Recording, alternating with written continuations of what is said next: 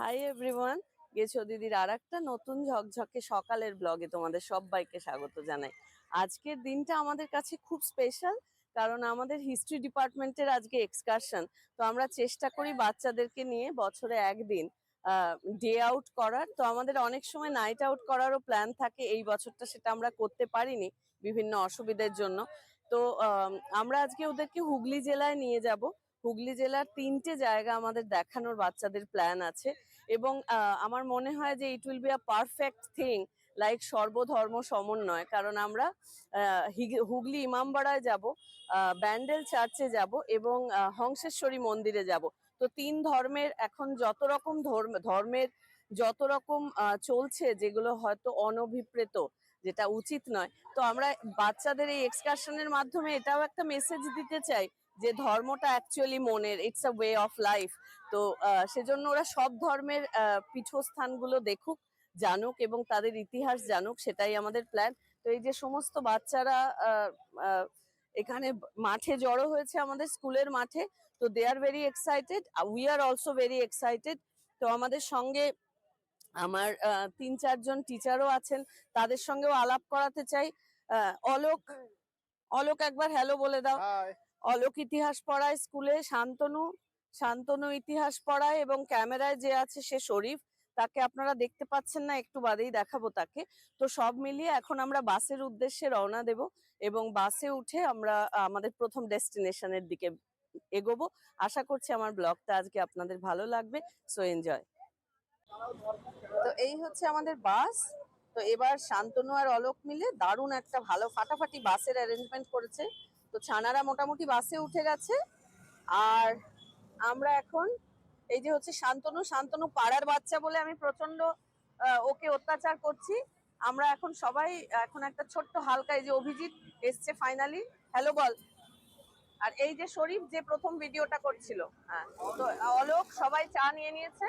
তো আমি এবার চাটা নেব, এটা আমাদের পাড়ার দোকান। তো আমাদের প্রথমে একটা টায়ার চেকিং হচ্ছে। তো ইন দ্যাট টাইম আমরা একটু চা ব্রেক নিচ্ছি। তো এই যে ছানারা সবাই বাসে উঠে গেছে, এই যে। তো ওদের একটু দুঃখ হচ্ছে, ওদেরকে নাকি একটু অন্ধকার দেখাচ্ছে। তো এই যে বিরাট খুশি, এই যে সবাই বাসে উঠে, এখন বাসে অনেক কিছু প্ল্যান আছে। হ্যাঁ, সবাইকে নমস্কার।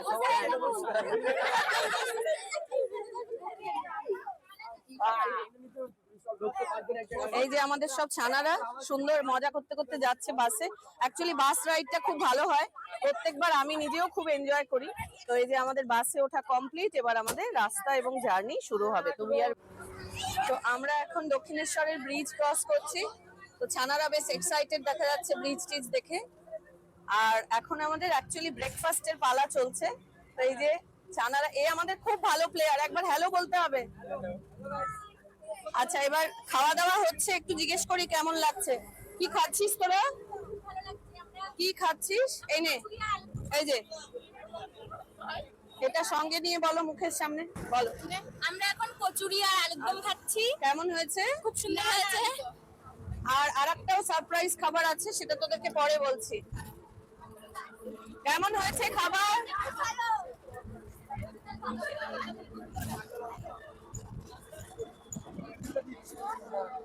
কেমন হয়েছে খাবার? ছানারা খুবই ভালো।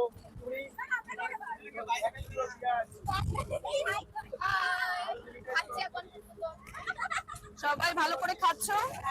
খাবার ভালো হয়েছে?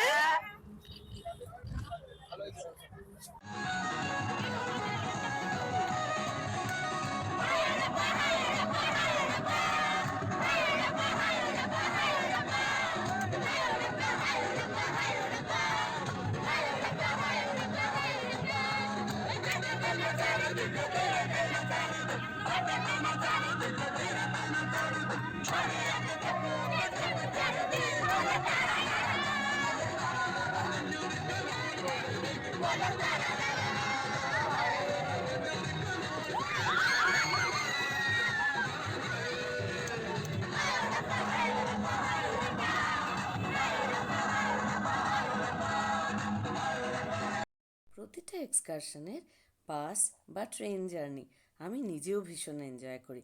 আমারও ওদের সঙ্গে কেমন আমার ছোটবেলার কথা মনে হয়, এবং মনে হয় আমরাও যখন ইউনিভার্সিটিতে পড়ার সময় এক্সকারশন যেতাম, তখন আমাদের ট্রেন জার্নি, বাস জার্নিটা একটা আলাদাই আকর্ষণের ছিল। ওদেরই মতন নাচ, গান, অন্তাক্ষরী সব মিলিয়ে জমজমাট ছিল আমাদেরও যাত্রাপথটা। যাই হোক, তো আমরা ব্যান্ডেল চার্চের পার্কিং লটে বড় বাসটা পার্ক করেছিলাম। এত বড় বাস নিয়ে যেহেতু ওই অঞ্চলের সরু রাস্তাতে যাওয়া সম্ভব ছিল না, তাই আমরা অনেকগুলো টোটো ঠিক করেছিলাম। টোটোতে ছানারা এবং আমরা অর্গানাইজডভাবে উঠে তারপরে আমরা কিন্তু আমাদের পরবর্তী ডেস্টিনেশনের দিকে রওনা হয়েছিলাম। তো আমাদের প্রথম ডেস্টিনেশন হচ্ছে হুগলি ইমামবাড়া। আমরা এসছি, আমাদের কাছে চিঠি নিয়ে এসছি। আমাদের ফলে আপনারাও যারা স্টুডেন্টদের নিয়ে যদি কোনো স্কুল থেকে আসেন, আপনারা যদি এরকম চিঠি নিয়ে আসেন, তাহলে সেটা কনসেশন পাওয়া যাবে, ঠিক হাফ টিকিট হয়ে যায়, সেটা আমরা করেছি। তো বাচ্চাদের উদ্দেশ্যে বলতে চাই, আমরা এখন যেখানে উপস্থিত হয়েছি, দেখো, এটা আমরা পশ্চিমবঙ্গের হুগলি জেলায় আমরা আছি, এবং এটা হচ্ছে একটা বিখ্যাত ইমামবাড়া এবং মসজিদ, দুটোই একসঙ্গে। 1841 সালে মোহাম্মদ মহসিন এই কাজটা প্রথম শুরু করেছিলেন, এটা তৈরির কাজটা, এবং 1861-এ এই কাজটা কিন্তু শেষ হয়। প্রবেশদ্বারের ওপরটা দেখবে অসম্ভব সুন্দর ডিজাইন করা আছে, এবং ভেতরে একটা ঘড়ি আছে, প্রচন্ড সুপ্রাচীন ঘড়ি আছে, দীর্ঘ ঘড়ির টাওয়ার যেটা, সেটা আমরা অবশ্যই যাব, এবং টাওয়ারের ওপর থেকে পুরো ভিউটা অসম্ভব সুন্দর দেখতে লাগে, সেটাও তোমরা দেখবে। এবং হুগলি ইমামবাড়ার সৌন্দর্যটা হচ্ছে বেসিক্যালি এটা দেখার জন্যও ইটস আ বিউটিফুল প্লেস, কারণ ভেতরে ঢুকে তোরা যে মসজিদটা দেখবি, মসজিদে কিন্তু কোরআনের জটিল নকশা লেখা আছে, এবং সেখানে প্রচুর মোমবাতি আছে ডিজাইন করা, মার্বেল পাথরের কাজ আছে, এবং সবচেয়ে ইম্পর্টেন্ট দারুণ দারুণ কালার্ড গ্লাসের কিন্তু প্রচুর ঝাড় লণ্ঠন আছে, যেগুলোও কিনা এই হুগলি ইমামবাড়াকে প্রচন্ড এক্সক্লুসিভ করে তুলেছে। এবং স্বাভাবিকভাবে এটা বলার অপেক্ষা রাখে না যে পশ্চিমবঙ্গের হুগলি জেলার এটা কিন্তু একটা অত্যন্ত গুরুত্বপূর্ণ একটা স্থান। তো আমরা এবার সেটাই দেখব। তো তোমরা টিকিট জাস্ট কাটা হয়ে গেলেই, স্যাররা আসলেই তারপরেই আমরা এবার এই প্রথম আমাদের ভিজিটের জায়গাটা দেখবো, ঠিক? ইমামবাড়াতে গিয়েই প্রথমেই ঘড়িঘর অভিযান শুরু হয়ে গেল। বাপ রে বাপ, আমি ভুলে যাই বলে প্রত্যেকবার এন্থু নিয়ে উঠেই পড়ি উপরে। এবার অবশ্য কোনো উপায় ছিল না, 154টা সিঁড়ি পাড়ি তো দিতেই হতো, বিকজ ছানারা ছিল তো সঙ্গে। ওদের সঙ্গে যাওয়া, ওদেরকে বুঝিয়ে বলা, এটাই তো অ্যাকচুয়ালি আমাদের কাজ। তো আমরা ফাইনালি উঠে এসেছি দ্য ফেমাস ক্লক টাওয়ারে। আচ্ছা, বাচ্চারা কেমন লাগছে ওপর থেকে ভিউ? কি কি দেখলি বাইরে থেকে, কি দেখা যাচ্ছে? একটা সুন্দর গঙ্গা দেখা যাচ্ছে। আচ্ছা, এমন হুগলি। আর ওপর থেকে ভাল লাগছে ভিউটা দেখতে? হ্যাঁ, এই যে ওপর থেকে ভাল লাগছে ভিউটা দেখতে, তাহলে পরিশ্রম সার্থক হয়েছে আমাদের। ওকে, এখান থেকে অ্যাকচুয়ালি খুব সুন্দর ভিউ দেখা যাচ্ছে। আমি এই জানলাটা একটু ছাড়, এই যে খুব বিউটিফুল একটা ভিউ দেখা যায় এখান থেকে। এই যে ইমামবাড়ার একটা, আমরা যেটা দিয়ে ঢুকেছিলাম, এই পুরো পিকচারটা একটা খুব সুন্দর করে দেখা যায়। তো এতগুলো সিঁড়ি উঠে এবং এতগুলো সিঁড়ি নেমে ছানারা তো একটু থকে যাবেই। তো বেশ কিছু ছানা একটুখানি বিশ্রাম নিচ্ছিল, আর বাকি ছানারা বেশ এন্থু নিয়ে গোটা ইমামবাড়ায় কিন্তু ঘুরে বেড়াচ্ছিল, এবং বলাই বাহুল্য দে ওয়্যার রিয়েলি এনজয়িং। অনেক প্রশ্নও করছিল ছানারা, ম্যাম এটা কি, স্যাররা এটা কি। তো ওদের প্রশ্নবাণে মাঝে মাঝে আমরা জর্জরিতও হচ্ছিলাম। অ্যাকচুয়ালি সেটাই তো আমাদের পছন্দের বিষয়, আমরা জর্জরিত হতে ভালোই বাসি। যাই হোক, ইমামবাড়ার ভেতরটা ভালো করে দেখে টেখে ঘুরে আমরা ইমামবাড়ার পেছনের দিকটায় রওনা দিয়েছিলাম। এবং পেছন দিকটায় যেটা বাচ্চাদের একটা অত্যন্ত ইন্টারেস্টের জিনিস ছিল, সেটা হয়তো আপনারা অনেকেই জানেন, সেটা হচ্ছে একটা সূর্য ঘড়ি আছে কিন্তু, এবং সেটা ওদেরকে আমার সাধ্য মতন যতটুকু বুঝিয়ে দেওয়ার বুঝিয়ে দিলাম, এবং ওরা নিজেরাও বিরাট উৎসাহ নিয়ে সূর্যের ছায়া পড়ে যে ঠিক এক্স্যাক্টলি টাইমটা বোঝা যায় সেটা তারা নিজেরা দেখছিল এবং প্রথম দিকে একটু বুঝতে অসুবিধা হচ্ছিল, তারপরে যখন সত্যি সত্যি ওরা মেকানিজমটা ধরতে পারলো এবং নিজেরা বুঝতে পারলো, আমার যদ্দূর মনে পড়ছে তখন বোধহয় দুপুর 1:40 বাজছিল এবং পুরোটা আবিষ্কার করে they were so so happy. তো ওদেরকে আনন্দ দেখে, এতটা আনন্দিত হতে দেখে আমারও কিন্তু দারুণ মজা লাগছিল। বাচ্চারা যখন জলের ধারে এনজয় করছিল, আমিও একটা হালকা লেবু চা এনজয় করছিলাম। যাই হোক, আমাদের নেক্সট ডেস্টিনেশন ছিল ব্যান্ডেল চার্চ। এখন ব্যান্ডেল চার্চে উপস্থিত হয়েছি। এই হচ্ছে ব্যান্ডেল চার্চ। ঠিক উল্টো দিকে একটা অপূর্ব মাস্তুল রাখা আছে, বহু পুরনো, সেটাও আমরা গিয়ে দেখব।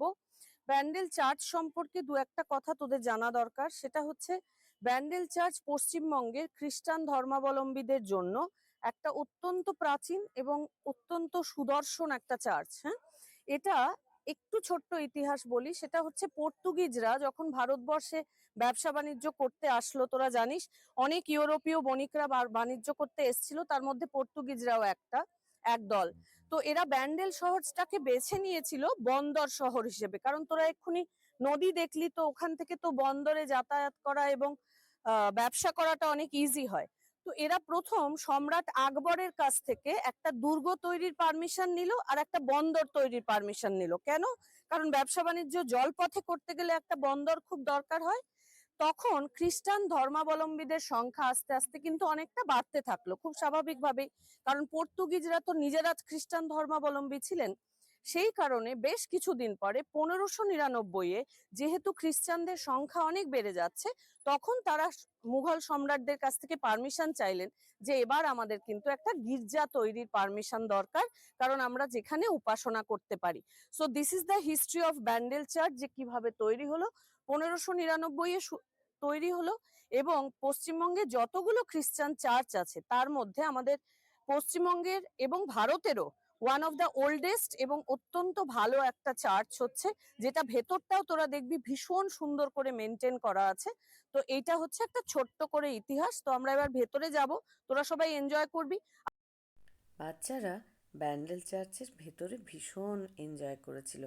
অ্যাকচুয়ালি এখানেও তো যীশুখ্রিস্ট সম্পর্কে বেশ কিছু ওরা তথ্য জানতে পেরেছে এবং এই চার্চটা যে মেরি মার নামে উৎসর্গীকৃত, সেটা সম্পর্কেও ওরা বেশ খানিকটা তথ্য সংগ্রহ করেছে। কেউ কেউ আবার মোমবাতিও জ্বালিয়েছে এবং নিজেদের মতন করে ওরা কিন্তু ভেতরটা বেশ এনজয় করেছে। তো ওদেরকে আনন্দ করতে দেখে বা ওদের এই যে নানান ধর্মের নানান রকমের রিচুয়াল আছে সেগুলো তারা যে জানছে, দেখছে এবং স্বাভাবিকভাবেই একটা সর্বধর্ম সমন্বয় সম্পর্কে তাদের একটা যথেষ্ট পরিমাণ আইডিয়া হচ্ছে, সেটা কিন্তু দেখেও আমার দিব্যি লাগছিল।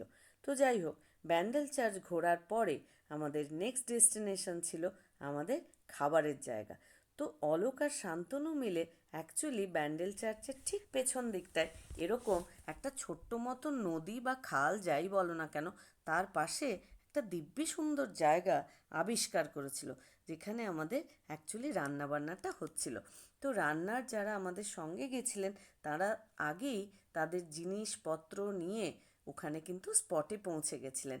তো আমরা ব্যান্ডেল চার্চ ঘুরে তারপরে আমাদের এই রান্নার স্পটে পৌঁছলাম এবং গিয়েই চারদিকটা এত সুন্দর ছিল, খুব সুন্দর ভিউ, বেশ কয়েকটা নৌকো বাঁধা ছিল। তো সব মিলিয়ে দেখতে কিন্তু দারুণ লাগছিল।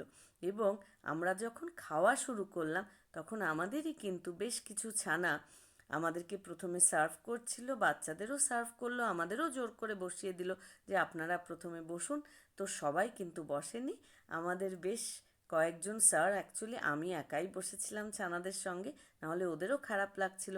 তারপরে আমরা কিন্তু সবাই মিলে দারুণ মজা করে খাবারের জন্য রেডি হচ্ছিলাম এবং সত্যি বলতে কি এত ঘোরাঘুরি করে খাবার খিদেও কিন্তু আমাদের দিব্যি পেয়েছিল। তো এটা আমাদের লাস্ট ব্যাচ চলছে। এই যে যারা আমাদের খাবার সার্ভ করেছে তারা এখন খাচ্ছে আর আমাদের তিনজন মাননীয় স্যার এখন খেতে বসছেন। অলোক স্যার দূরে, শরীফ স্যার আর এই যে আমার পাশে শান্তনু স্যার। তো খাবার দাবার বিরাট ভালো হয়েছে রে। কেমন হয়েছে খাবার বাচ্চারা? এই যে সৌভিক সার্ভ করছে, আমাদের পাশে দুটো ছানা ছিল তাদেরকেও আমরা একটু খাইয়ে দিলাম হালকা করে। তো আমাদের ফ্যান্টাস্টিক মেনু ছিল আজকে, ফ্রাইড রাইস, আলুর দম, চিকেন কষা, আমের চাটনি, পাঁপড় আর নলেন গুড়ের রসগোল্লা। তো আমরা ভীষণ এনজয় করেছি খাবার। Thanks. Chicken pakora, by the way, chicken pakora আমাদের শেষে হবে। কখন খাওয়াবি তোরা চিকেন পকোড়া? ভাত খাওয়ার পরে। আচ্ছা, আমাদের একটু হালকা শিডিউল চেঞ্জ হয়েছে, চিকেন পকোড়াটাও আমাদের বাকি আছে। তো thanks to the organisers. Alok আর শান্তনু জিন্দাবাদ। ইয়ে, হাততালি। খাবার দাবার শেষ হওয়ার পর আমরা যা যা জিনিস নিয়ে গেছিলাম সমস্ত জিনিসপত্র ভালো করে গুটিয়ে টুটিয়ে আবার বাসে করে আমাদের আজকের বেড়ানোর লাস্ট ডেস্টিনেশনের দিকে আমরা রওনা হয়েছিলাম। আমাদের লাস্ট ডেস্টিনেশন ছিল হংসেশ্বরী মন্দির। অ্যাকচুয়ালি রাজা নৃসিংহদেব 1799 খ্রিস্টাব্দে হংসেশ্বরী কালী মন্দিরের নির্মাণ শুরু করেন, যেটা তাঁর মৃত্যুর পরে 1814 খ্রিস্টাব্দে তাঁর বিধবা পত্নী রানী শঙ্করী মন্দির নির্মাণটা সম্পন্ন করেন। এই মন্দিরে 13টা রত্ন এবং মিনার আছে, প্রত্যেকটা প্রস্ফুটিত পদ্মের মতন বিকশিত, এবং সেটা দেখতে ভীষণ ভালো লাগে। এবং মন্দিরের যে গর্ভগৃহের উচ্চতা সেটা কিন্তু প্রায় 70 ফুট। গোলাকার বেদির ওপরে পাথরে নির্মিত শায়িত শিবমূর্তির নাভি থেকে একটা প্রস্ফুটিত পদ্মের ওপরে দেবী হংসেশ্বরীর মূর্তি নির্মাণ করা হয়েছে। দেবী মূর্তি নীলবর্ণা, ত্রিনয়নী, চতুর্ভুজা এবং খড়গধারিণী। তো এই মন্দিরের ঠিক পাশেই টেরাকোটা নির্মিত অনন্ত বাসুদেব মন্দিরও কিন্তু অবস্থিত, এবং দুটোই ভারতীয় পুরাতত্ত্ব বিভাগ দ্বারা সংরক্ষিত। তো আমি এর আগে যতবার গেছি আমি কিন্তু দিনের বেলা গেছি। এবার আমাদের এক্সকারশনের শিডিউলে একটু দেরি হয়ে গেছিল বটে, কিন্তু দেরি হওয়ার ফলে আর একটা কিন্তু সুবিধে হয়েছে। সন্ধ্যের সময় এত সুন্দর হংসেশ্বরী মন্দিরে আলো দেওয়া হয় সেটা দেখার অভিজ্ঞতা কিন্তু আমার এর আগে কোনো দিন হয়নি। তাই এই আলো সহ হংসেশ্বরী মন্দির দেখতে কিন্তু আমার দিব্যি লাগছিল। তো ফেরার সময় বাসে বাচ্চারা আবার খুব আনন্দ করতে করতেই ফিরছিল, যদিও সারাক্ষণ ওদের মুখে একটাই কথা শুনছিলাম, ম্যাম আমরা কি পরের বছর আর বেড়াতে যেতে পারবো না? তো এরা তো ক্লাস 12-এ পড়ে, তো এই বছরই ওরা বেরিয়ে যাবে।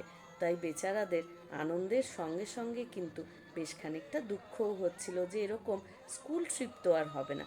আর কলেজে গিয়ে কলেজের আনন্দটা হয়তো অন্যরকম হয়, কিন্তু এটা কিন্তু ছানারা জানে কলেজে যতই আনন্দ হোক স্কুল লাইফের মতন আনন্দ কিন্তু সত্যিই হয় না। তো সব মিলিয়ে আমাদের এই ট্রিপটা খুব আনন্দ করেছি আমরা, এবং আমাদের থেকেও বড় কথা যাদের জন্য এই ট্রিপটা করা হয়েছিল, অর্থাৎ ছানাদের জন্য, বাচ্চাদের জন্য, বাচ্চারা কিন্তু ভীষণ ভীষণ এনজয় করেছে। ওরা অনেক কিছু শিখেছে, এবং সর্বধর্ম সমন্বয় সম্পর্কে একটা কিন্তু আমি আশা করছি যে ওদের একটা প্র্যাকটিক্যাল এক্সপিরিয়েন্সও হয়েছে। যাই হোক, তো আজকের দিনটা আমাদের কিন্তু সবার খুব ভালো কেটেছে, এবং বছরের এই হিস্ট্রির এক্সকারশনের দিনটার জন্য বাচ্চারা তো বটেই, আমরা টিচাররাও কিন্তু খুব অপেক্ষা করে থাকি যে আমরা ওদের নিয়ে যাব, অনেকটা জিনিস বাইরের পৃথিবীর সঙ্গে ওদের একটু আলাপ করাবো, এবং পাঠ্য বইয়ের বাইরেও যে প্র্যাকটিক্যাল কিছু ঐতিহাসিক স্থান দেখানো সেটাও যাতে ওদের একটা অভিজ্ঞতা হয় সেটা আমরা চেষ্টা করি প্রত্যেকবার। যাই হোক, আজকের মতন আমার ব্লগ এখানেই শেষ হচ্ছে। আশা করছি তোমাদের সবার ভালো লেগেছে, এবং পরবর্তী আমার রবিবারের ব্লগের জন্য নিশ্চয়ই তোমরা অপেক্ষা করো। আবার জলদি দেখা হবে। Bye bye everyone, take care.